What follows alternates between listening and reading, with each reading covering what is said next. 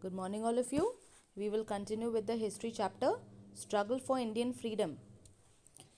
So, in this chapter, till now, we have done the role of Mahatma Gandhi in freedom struggle, and in brief, we have seen some of the major mass movements which were led by Gandhiji, which were led by Congress under the leadership of Gandhiji. So, we had a look at non cooperation, civil disobedience, the Rowlatt Satyagraha, Quit India movement.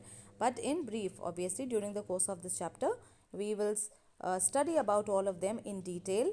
We also studied about the ideas of Gandhiji. So we studied about Satyagraha, non-cooperation, and how he worked for Hindu-Muslim unity and for the upliftment of the Harijans, and how he gave so much importance to social reforms. That all we did. And then we studied the Jallianwala Bagh massacre and also the Khilafat movement. Alright, so we have finished till the Khilafat movement, right? Yes, ma'am. Yes, ma'am. Okay, so I told you Khilafat movement. I told you the name of two brothers which are very important. Anyone remembers?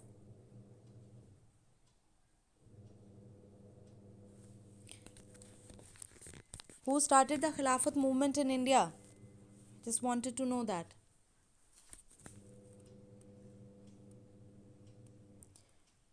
When you are studying, then you should be ready with a pencil also, so that whatever information I tell you, you write it down there itself. Okay, so Ali brothers, two brothers, they are called as Ali brothers, Muhammad Ali and Shaukat Ali.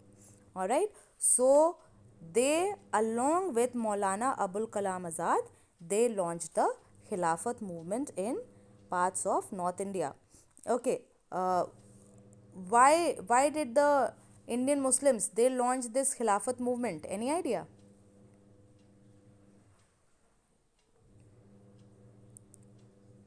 Yes, class. To unite again with Muslims. That is the answer, that why Gandhiji he took up the Khilafat issue. That why Gandhiji took up the Khilafat issue along with non-cooperation. So that was to unite the Muslims also, bring the Muslims also under the umbrella of national movement. But why did the Muslims? Why did they start? The Indian Muslims, why did they start the Khilafat movement? Ma'am, for the support of Turkish Empire. Right, for the support of the Turkish Empire, which was ruled by the Khalifa. All right, and the Muslims they considered Khalifa as the caliph or the chief or the custodian of Islam. And after the First World War, very harsh terms of treaty were given to Turkey, and many of the powers of the emperor they were also reduced. So, in support of the Turkish Empire, they launched the Khilafat movement here, and finally it came to an end when the original Khilafat movement it also was abolished in Turkey. Why? Because the country it converted from a sultanate to a republic. So the country it became a republic. So obviously there was no emperor or no Khalifa there. Okay. Now we start with the non-cooperation movement, page number 129. So when we were doing it in brief, I told you that Gandhiji he launched the non-cooperation movement. Why? Because he thought that he realized that the Britishers they were able to establish their control, their rule in India. Why? Because we the Indians we cooperated with them. So that is why they were able to establish their rule in India. And so he was of the mind that if we Indians we stopped cooperating with the Britishers, then the British rule in India it would come to an end. Okay, now the background that what all things inspired Gandhiji, or what were the things that led him towards this movement. Now few things happened. First was the impact of the First World War. If you remember, we started the chapter with that after the First World War was over, the Indians realized that the Britishers they will not fulfill their promises. They were simply empty promises. So first thing. Then the Rowlatt Act. You remember the Rowlatt Act? What was the Rowlatt Act? Yes. arresting any political leader of India without any trial. So that was to restrict the political activists, and basically what this act was, that the Britishers, they could arrest anyone without a warrant and imprison that person for without a trial for a period of 2 years. Okay, so the people, we did that, the people, they revolted against it, and they held a strike throughout the country. The people, they strike, and there were strikes throughout the country. So when we did the roller act, and so there was a countrywide, nationwide campaign against this act, and as a result, Gandhiji, he was also taken into custody. Okay, then Jallianwala Bagh massacre, that also we have done. Which day the Jallianwala Bagh massacre occurred? 13 April 1999. All right. So, because of the Jallianwala Bagh massacre, you know what General Dyer did there? Yes? Yes, sir. Okay. So, because of that, and also the Montag Chelmsford reforms. If you remember, in the last chapter, we did the Morley-Minto reforms. You remember that? The last chapter that we did in history, we studied about the Morley-Minto reforms of 1909. Yes, ma'am. Right. All right. So, now Montag Chelmsford reforms were 1919. So, now what happened? What were few of the provisions of this Montag Chelmsford reforms were that diarchy was introduced at the provincial level. Now, government was at that time at two levels, the central government and the states. At that time they were called as provinces. So we had central government and we had the provincial government. So the central legislative assembly and the provincial councils were there at that time. Okay, so what they did at the state level or the provincial level, they introduced diarchy. Now what diarchy means, that the state subjects, they were divided into two. Now what are state subjects? So for that you need to understand that, for the governance of the country, there are so many things on which laws have to be made.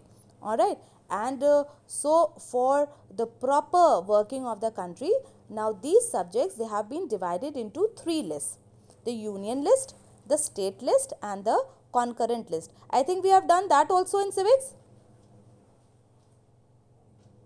Yes, ma'am. We have done about that. Yes, ma'am. Yes. All right. Yes, ma'am. So the subjects which are mentioned in the union list, so it is also called as the central list. So only the central government, they have the power to make laws on those subjects. All right, so basically things regarding the defense of the country, all right, money, taxes, financing, foreign affairs. So on things which we require, uniform laws throughout the country. So all of those things and the defense of the country, now they are under the control, and obviously more, they are under the control of the central government. Then in the state list, we have subjects which are important for any particular state. So trade, agriculture, roadways, and all, there are so many things, and for that the state governments can make law.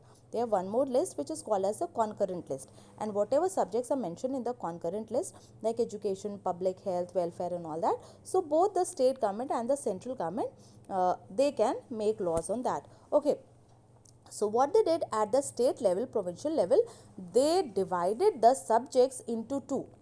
Okay, reserved list and transferred list.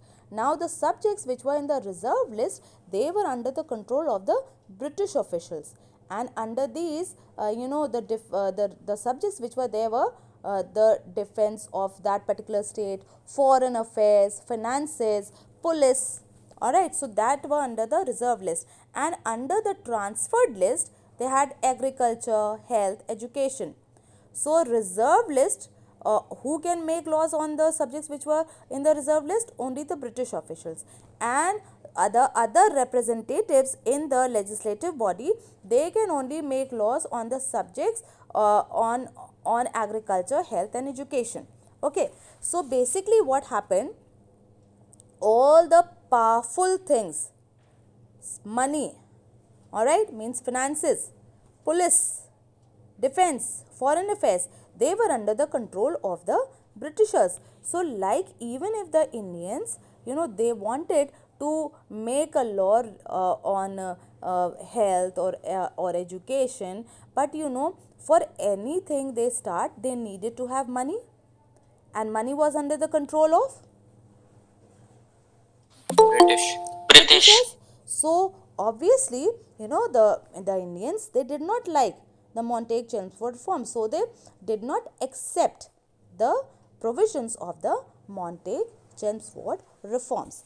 Okay, so in this background, the non-cooperation movement, it started. Now the non-cooperation movement was one of the major movements in India's struggle for independence against the British, and this movement, it was led by Gandhiji, and obviously with the active support of the Indian National Congress.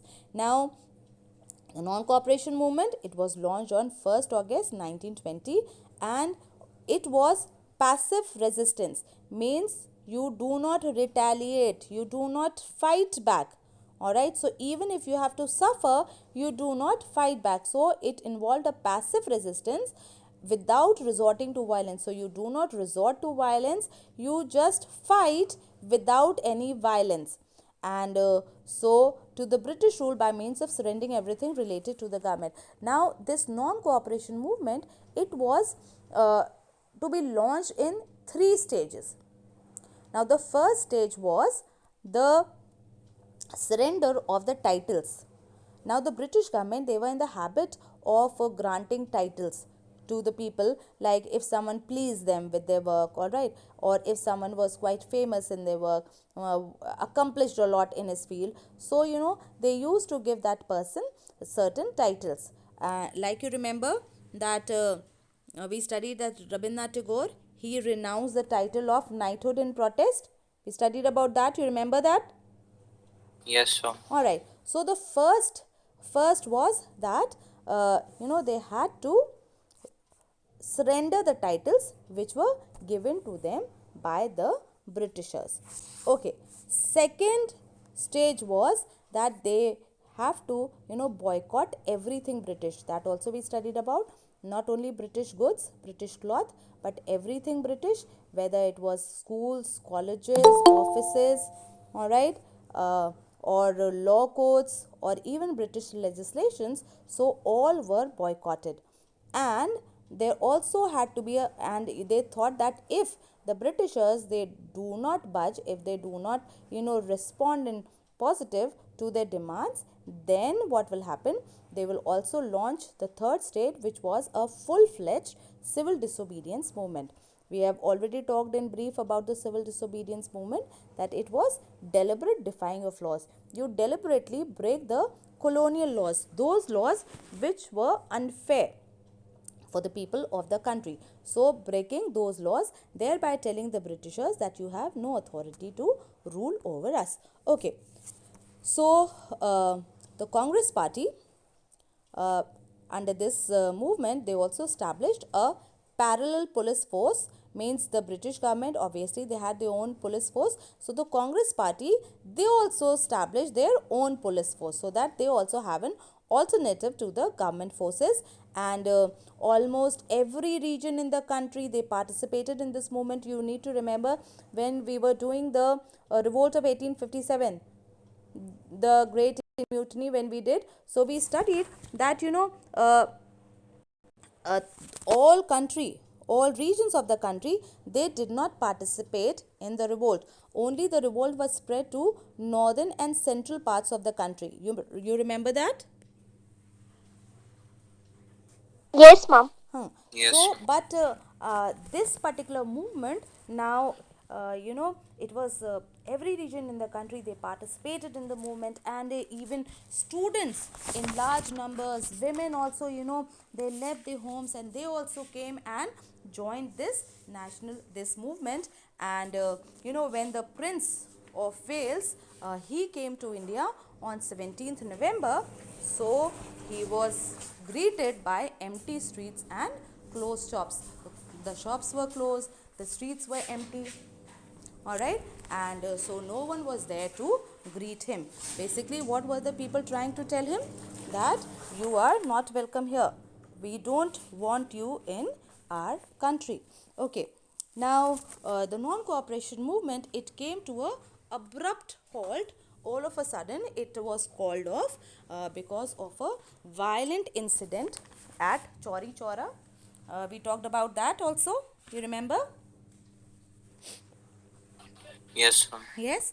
Okay. So basically, what happened? A peaceful procession was going on, and the police, they lathi charged on this peaceful procession. So the people, they got angry and they burnt the police station. And so they killed 25 policemen and also an inspector at Chauri Chaura, Gorakhpur. And Mahatma Gandhi, he was against all sorts of violence, so he called off the movement. Okay. Now, the next heading in your book is given as Civil Disobedience Movement 1922 to 1929. That is wrongly mentioned because Civil Disobedience Movement, it started in 1930. So, cut that with a single line. The next topic is Swaraj Party.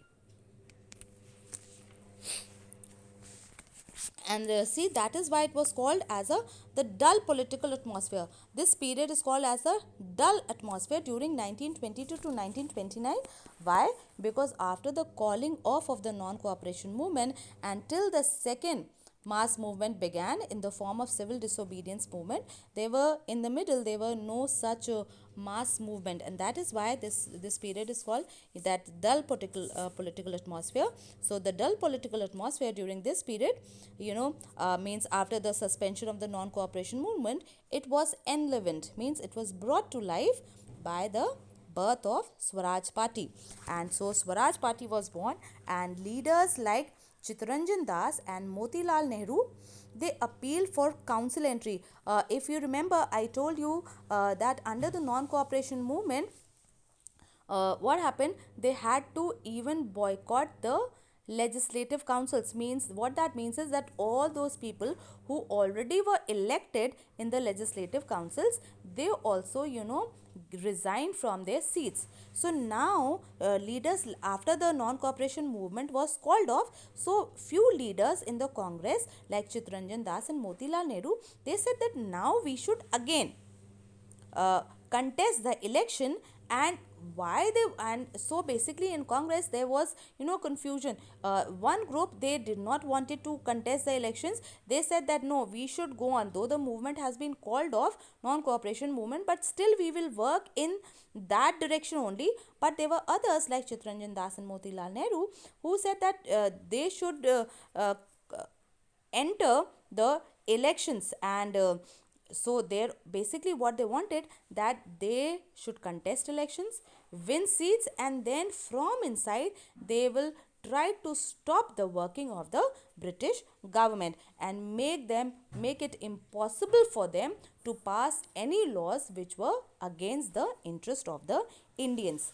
And so the Swaraj Party, they got the Congress, the Gandhiji, he also gave permission. And so the Swaraj Party, they contested the 1923 elections, and they also were able to secure a large number of seats in the Central Legislative Assembly also, means at the centrals also, as well as the state level.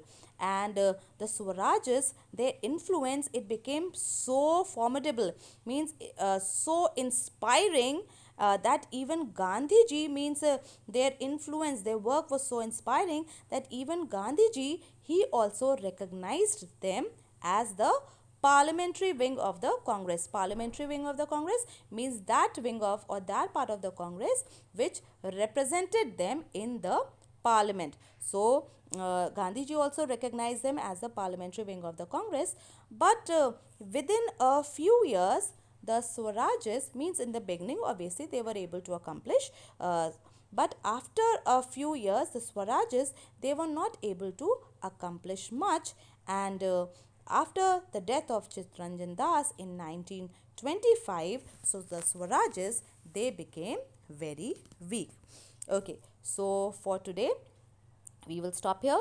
I hope you all have understood what we have done today. Is it clear to all of you? Yes, mom. Yes, ma'am. All right.